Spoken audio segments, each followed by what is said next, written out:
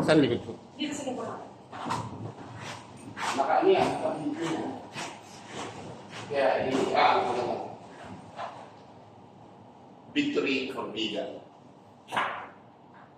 Ancestral house ng mga Pinoy, yung mga parang.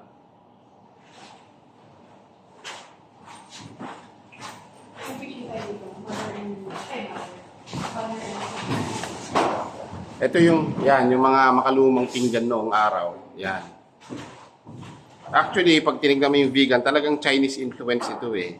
Mayayamang mga traders na Chinese. Kaya yung mga prominenting family sa vegan, until now, Chinese ang kanilang surnames. Tapos gusto ng ngayong administration makipag-gera sa China.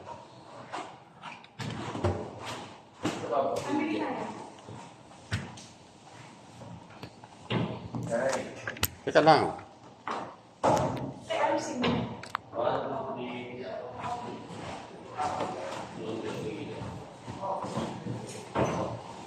Three bloods.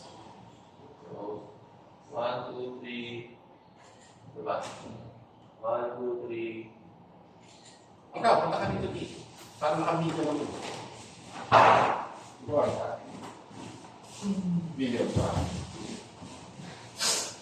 Okay, V for vegan.